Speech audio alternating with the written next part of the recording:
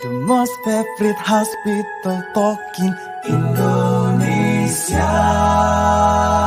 Halo Sobat Healthies, kita jumpa lagi dalam Hospital, the most favorite hospital talk in Indonesia. Bersama saya, Nurse Ervina, dan di sebelah saya ada Nurse Siva dari Manajer Pelayanan Pasien.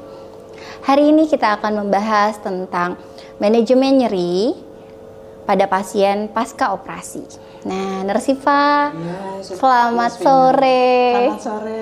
Bagaimana Nurse kabarnya? Alhamdulillah hari ini sehat. Nah, Nurse Siva, hari ini kita akan membahas tentang manajemen nyeri pada pasien pasca operasi. Mungkin Nurse Siva boleh jelaskan dulu kepada pemirsa nih, nyeri itu apa sih? Ya, baik Mas Bina. Oke, nyeri itu adalah suatu perasaan yang tidak menyenangkan, baik ringan maupun berat yang dirasakan dan disebabkan oleh rangsangan yang kuat atau merusak. Nah, tujuan nyeri itu ada 3. Yang pertama itu mengurangi sakit, yang kedua mengurangi peregangan otot dan mengalihkan rangsangan nyeri supaya tidak terasa atau hilang. Nyeri itu dibagi menjadi 2, bisa menjadi nyeri akut dan nyeri kronik. Untuk nyeri akut durasinya cepat atau sementara. Nah, sedangkan nyeri kronik dia durasinya itu lama dan terus menerus.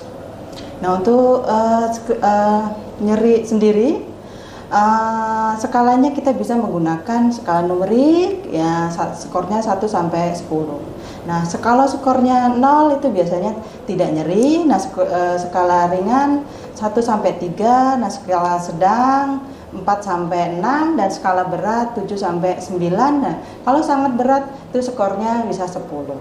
Oke, baik. Oke, menarik sekali ya Nurse ya, dan banyak banget nih dirawat inap pasti kan, pasien-pasien yang merasakan nyeri pasca operasi. Nah, kita sendiri tahu ya Nurse bahwa di rawat inap itu ada pemberian obat anti nyeri, di mana obat anti nyeri itu memang hanya bisa diberikan jarak 4 sampai 6 jam. Nah, apabila nyeri masih terasa gitu ya Nurse, itu gimana ya kita menyikapinya? Apakah ada teknik-teknik tertentu yang bisa kita gunakan sebelum kita mendapatkan obat anti nyeri tersebut? Iya, Nasmina.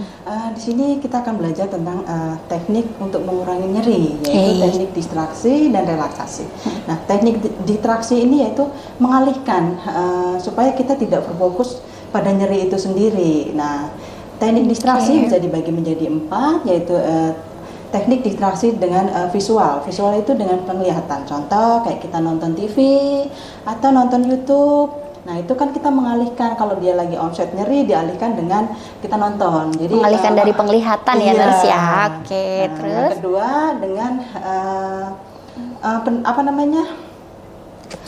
pendengaran. Nah, pendengaran kita bisa dari dengerin musik, ya lagu-lagu. Nah, kita setel biar nyeri itu dialihkan dari kita mendengarkan musik itu. Nah, yang ketiga dengan intelijensi, yaitu mengisi TTS, Mbak. Itu juga bisa mengalihkan nanti nyeri. Ya, nah, yang keempat yaitu dengan tarik napas dalam, yaitu pernapasan kita bilang ya.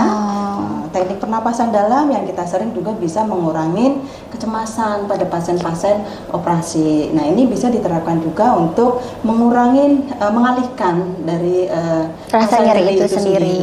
Ya. Contohnya seperti ini Mbak, kita belajar bareng-bareng ya. Oke, kita praktekin ya Mbak ya. Kita harus diri kita harus rileks. Relax. Fokus dalam satu titik. Berarti posisi harus nyaman dulu ya Nurse ya. Iya, Oke, nggak boleh ada kebisingan gitu ya Nurse ya. Benar sekali. Nah, yang pertama-tama tadi kan udah rileks. Yang kedua kita hirup nafas lewat hidung dengan hitungan 1 sampai 4. Oke, kita coba ya Nurse ya. 1, 2, 3, 4. Hembuskan nafas lewat mulut. 1, 2, 3, 4. Ya, ulang lagi.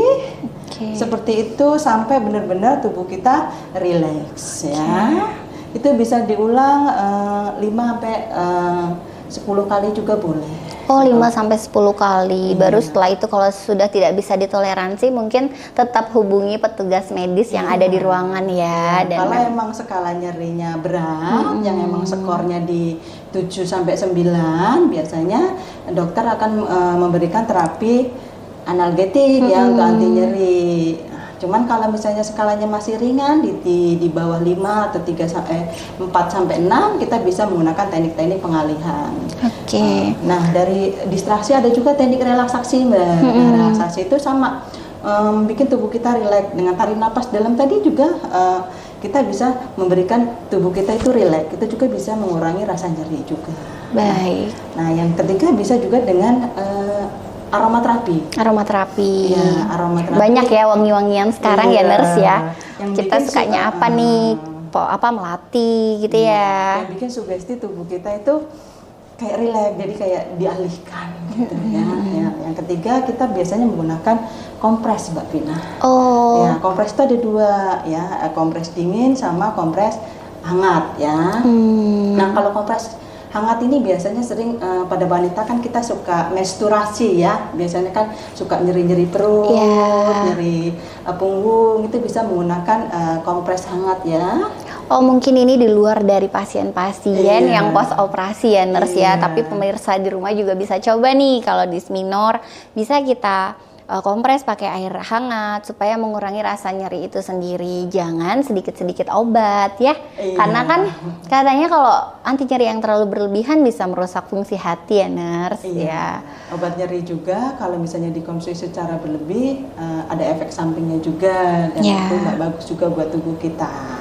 Nah, yang tadi kan ada kompres hangat ya Mbak ya, ada kompres dingin nih. Biasanya kompres dingin ini sering digunakan pada pasien-pasien yang emang bengkak. Oh, bengkak, memar gitu ya. Jadi lebih efektif menggunakan kompres dingin karena dengan kompres dingin dia akan menghalangi si rasa nyeri itu, bikin kita nyaman juga. Baik, menarik sekali ya temanya ya. Oh ya nurse, izin bertanya nih, mungkin di rumah juga ada yang bertanya. Kira-kira kan tadi ada teknik relaksasi dan distraksi.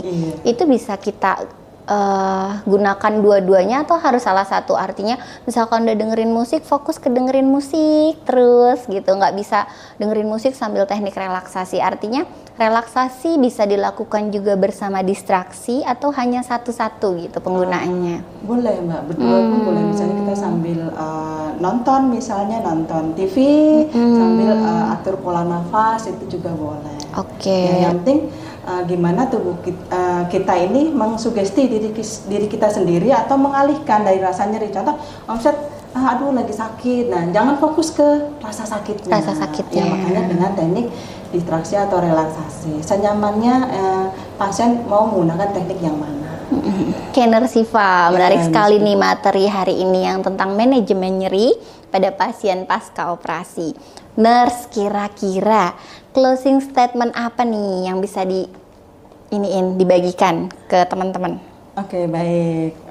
Untuk statement yang bisa saya berikan dari teori yang saya jelaskan terkait dengan teknik-teknik untuk mengurangi nyeri bisa diterapkan baik di RSUD Kebayoran Lama, khususnya untuk rawat inap atau rawat khusus atau di rumah.